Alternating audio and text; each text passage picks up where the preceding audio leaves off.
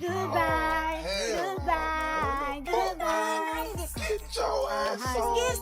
If you've ever wondered what happens when parents won't let a kid retire, the answer is simple. A $10 million movie that nobody ever watched.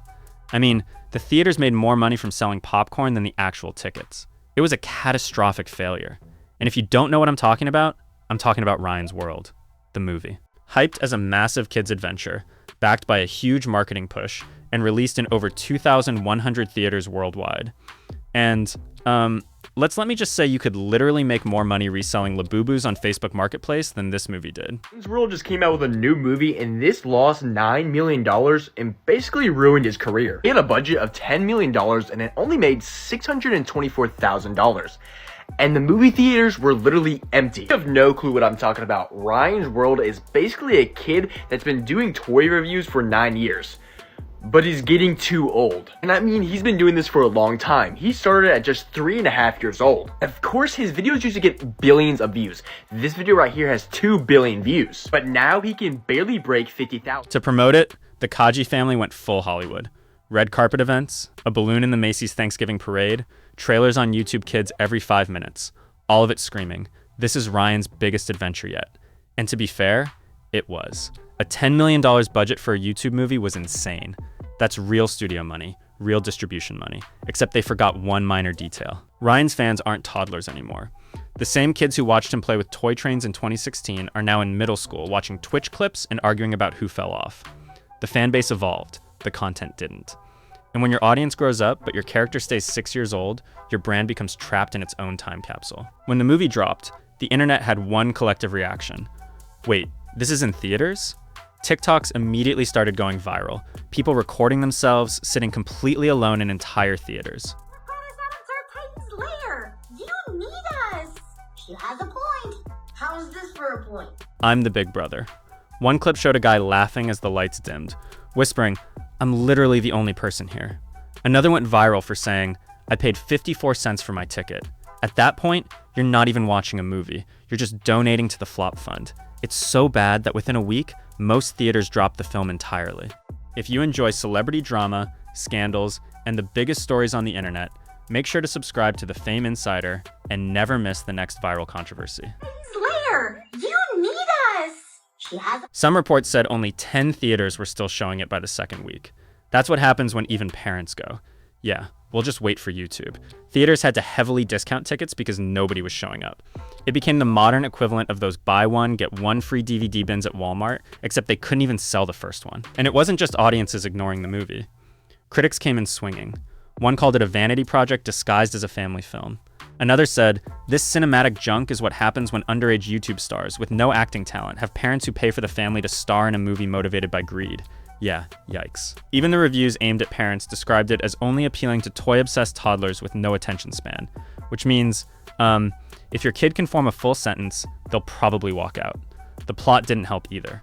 Critics said it felt like 90-minute commercial, half live action, half animated, all brand integration instead of telling a story it sold you on. And when people are paying real ticket prices, they expect more than a YouTube Kids episode stretched to feature length. Now let's be honest, this isn't Ryan's fault. He didn't decide to make a movie. He didn't set the budget. He's a teenager who's been living in front of a camera since age 2.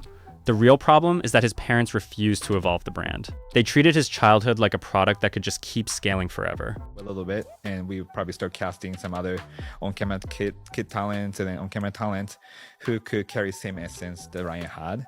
So we still on a deal, but we think it's a great opportunity for him to go to college and just meet with his peers who had same. When views started dropping, they doubled down with new merch, games, and now this movie, desperately trying to keep the Ryan's World empire alive. But that's only so long you can monetize innocence before it stops looking cute and starts looking uncomfortable. The kid who once unboxed toys for fun is now acting out scripts written by a marketing team, and everyone can see it, especially him. There's even clips of interviews where Ryan looks visibly checked out, barely answering questions until his dad jumps in. It's definitely not a family passion project anymore. It's more like a full-time job he didn't apply for. Like 3 years old, I always saw lots of really young content creators, and I asked my parents if we could do something like that.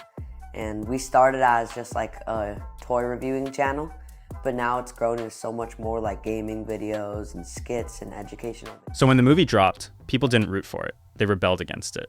The internet was basically saying, let this kid retire. That's why there was no hype, no buzz, no turnout, because the audience didn't want to support another project. They wanted him to be free. But seriously though, how did they spend $10 million on this thing? Half the movie is live action scenes filmed in the family's own house. The other half is simple animation. You can make 5 seasons of Netflix cartoon for that money. Most of that budget likely went to marketing, distribution, and licensing.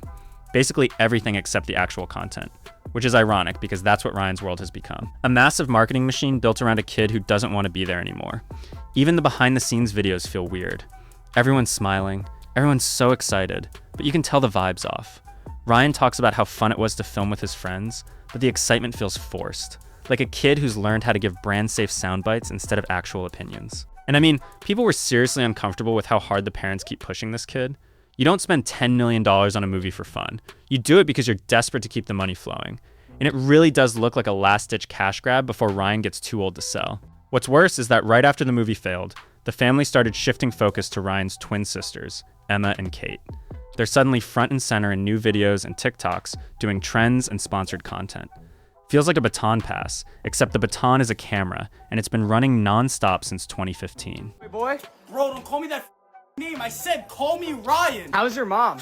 Oh, you mean the lady who had me unboxing toys for 23 hours a day for 30 cents and a pat on the back, bro? I was reviewing Barbie dolls while she was making multi-million-dollar merch deals, bro. You know what it's like to go up to a girl and say, can I get your snap? And she goes, oh my God, you're the toy review kid? That doesn't work. It never will work. So now I'm single, I'm broke, and my mom's living in, I don't know, some rich-ass island in like Jamaica. So yeah, the aftermath of the movie is the streaming numbers on Ryan's main channel didn't spike, merch sales didn't skyrocket, the movie didn't even chart on most kids' film lists. It came and went like a tax write-off, because honestly, that's probably what it became. There's been no word of a sequel, no talk of future theatrical projects, and no follow-up interviews. They quietly swept it under a rug and pretended it never happened. Even Ryan's own fans rarely mention it online, which tells you what you need to know. This was basically Ryan's funeral, or the funeral of Ryan's World, the brand. Not for him, but the empire his parents built. So the lesson from this is you can't commercialize childhood forever. At some point, the audience grows up, and so should the content. The Ryan's World movie was the perfect storm of overconfidence, poor timing, and total disconnect. It wasn't just a box office flop, it was a wake-up call. The internet might love watching kids play with toys, but nobody wants to see a kid work for their parents' empire. Ryan Kaji's story should have ended with a clean exit. A teenager who grew up, cashed out, and walked away happy. Instead, it's ending with him trapped in a brand that's too profitable to quit and too outdated to survive. The numbers speak for themselves. $10 million spent, only $600,000 earned. Thousands of empty seats, a generation that moved on. Ryan's World. The movie didn't just fail, it proved that the golden age of YouTube Kids' empire is over. A year has gone, the audience has grown up, and the kid who once ruled the internet is now starring in the world's most awkward sequel, Adolescence.